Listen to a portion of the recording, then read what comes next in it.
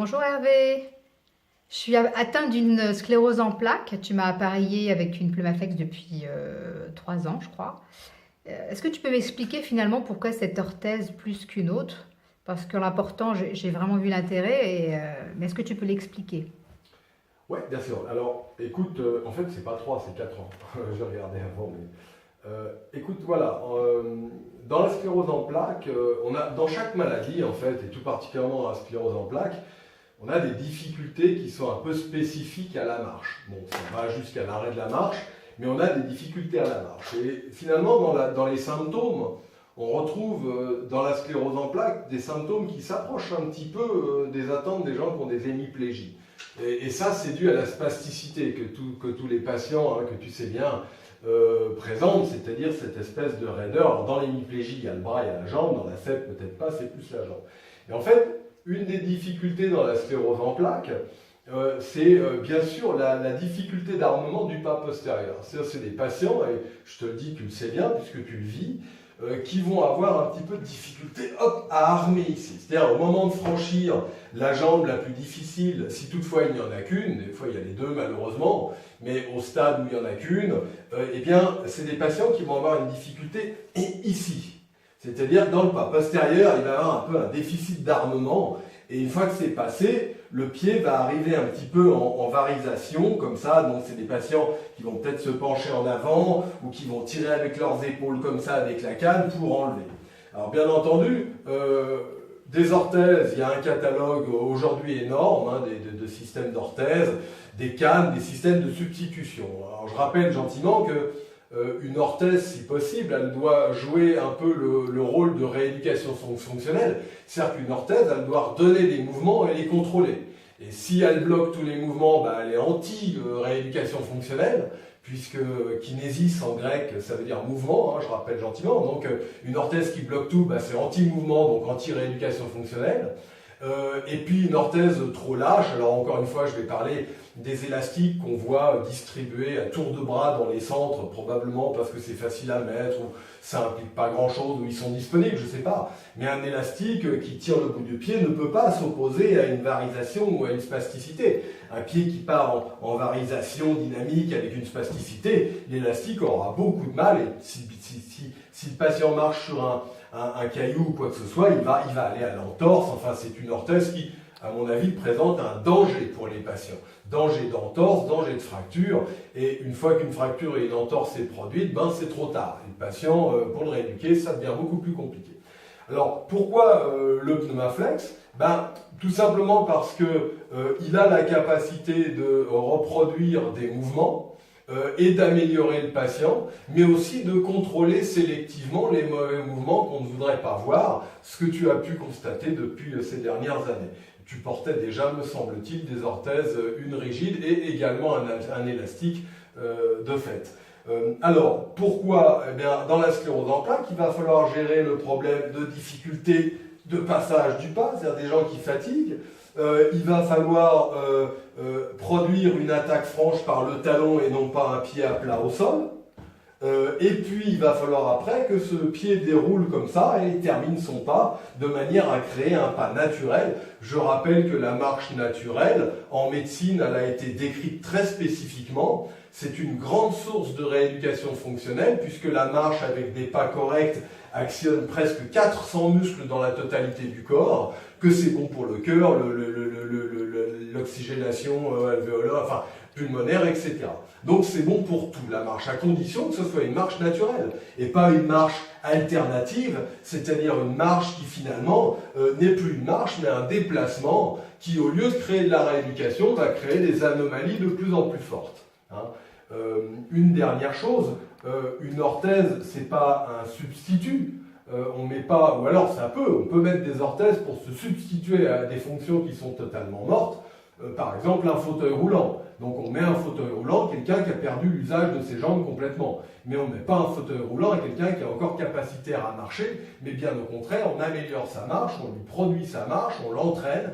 De temps à autre, un fauteuil roulant pour des grands trajets, d'accord, mais le plus souvent possible, la marche retravaillée pour la rééducation fonctionnelle.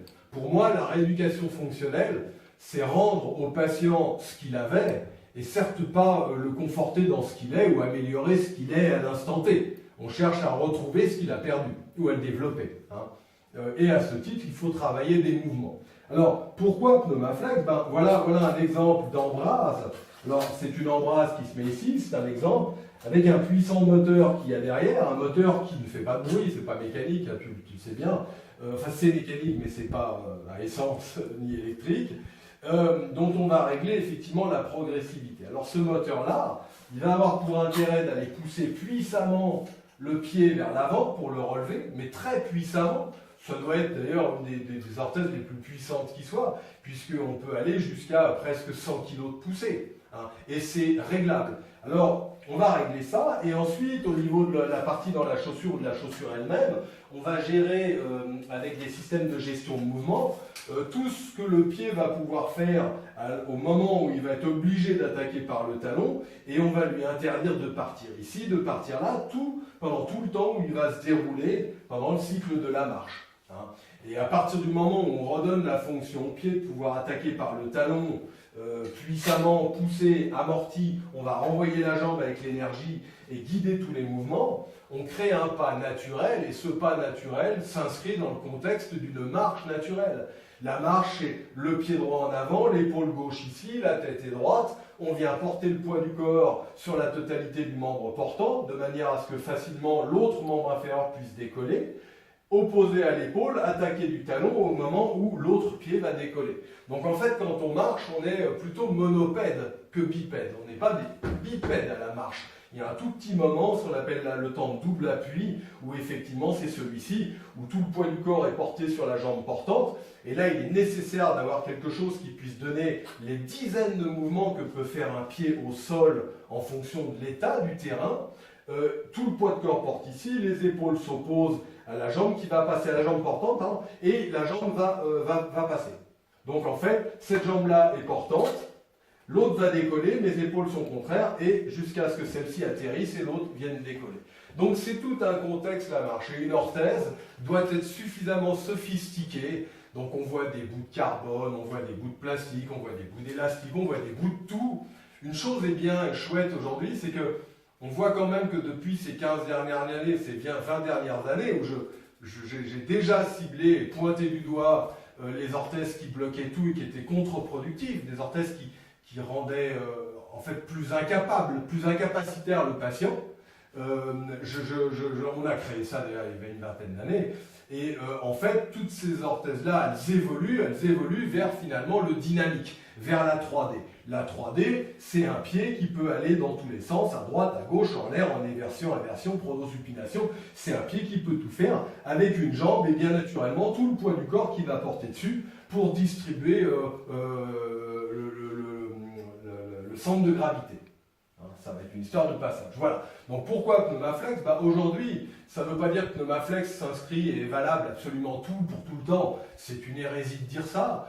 Mais c'est aussi une hérésie que de ne pas faire un essai avec ce système qui, à mon avis, et pour certains aussi, reste un système qui peut être très bien, très profitable pour le patient.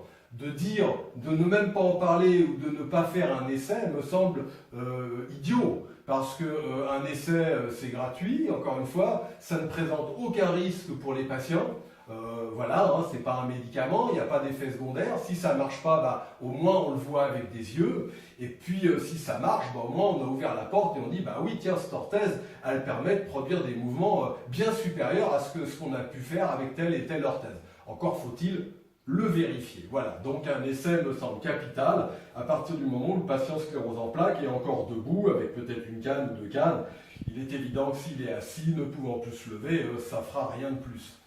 Voilà un petit peu ce qu'il faut comprendre, c'est que ce type d'orthèse à énergie est la seule, il n'y en a pas d'autres avec des systèmes de distribution énergétique, c'est-à-dire un tube qui produit de l'énergie pour faciliter la dynamique de rebond du pied et de passage du pied, et qui va gérer après, avec un système de guidage de mouvement, tout ce que le pied aura le droit de faire ou pas faire. Donc si jamais il est varisant, il sera rappelé et le patient n'a plus qu'à marcher en pensant à sa marche et plus du tout à son pied ou à l'aspect du sol. C'est très important. Voilà, donc en fait, pour résumer, la marche naturelle est une très grande source de rééducation fonctionnelle. De la reproduire ou de rapprocher le patient de ce qu'il a perdu, le rapproche d'une excellente source de rééducation fonctionnelle qui doit être également chapeautée, supervisée par un kiné. Il est nécessaire que le kiné puisse instruire les mouvements, réinitialiser des mouvements perdus. Bien souvent, on voit des patients qui ont perdu le mouvement, et de leur redonner les mouvements, il faut leur réapprendre un petit peu comment faire. Voilà. Et puis à ce titre, quand on a au moins amélioré à 10, 15, 20% l'anomalie clinique du patient, ça veut dire quoi? C'est simple quand on dit 15%. Déjà, par définition, il faut impérativement que le patient attaque par le talon. Ça, c'est la première des choses. Toute orthèse qui sera à son pied et qui n'amènera le pied qu'à faire un pas à plat comme ça, ou en dedans, machin, c'est pas bon. C'est pas bon. Forcément, c'est pas bon. Il faut déjà une orthèse qui lui permette d'attaquer par le talon, de gérer ses mouvements et de faire un déroulé de pas complet. À partir de là, arrive la rééducation fonctionnelle réelle, celle qui va produire les mouvements, qui va lui apprendre à travailler avec ces mouvements-là. Voilà, donc sclérose en plaques, un petit peu particulier, difficulté d'armement du pas postérieur. Ici, la poussée de l'orthèse va aider le franchissement beaucoup plus rapide. Et ensuite, l'énergie va tout de suite pousser le pied, puissamment ici, va jouer le rôle d'amortisseur quand le pied va s'abattre et se désolidariser de la jambe. Ici, l'effet de pousser va ramener la jambe et produire un effet de déroulé de pas. Voilà, donc j'espère ne pas avoir été trop brouillon, parce que dans mes explications, je donne souvent plein d'éléments, mais il me tient à cœur que ces patients puissent vérifier avec leurs yeux, toi et tous les autres qu'on a eus, on en a beaucoup et d'autres qui viendront, qui puissent vérifier authentiquement que ces paramètres-là, ces événements leur sont donnés, avec des yeux pour voir et pas des mots pour parler, ou c'est pour vous, c'est pas pour vous, je vous le conseille pas. Les conseils, finalement, c'est ce qu'on dit, les bons conseillers, on connaît la formule. Il faut vérifier. Alors peut-être que le Pneumaflex ne donnera pas, mais la vérification sera faite et on en aura le cœur net. Voilà, j'espère avoir été clair là-dessus, je te remercie. Merci beaucoup.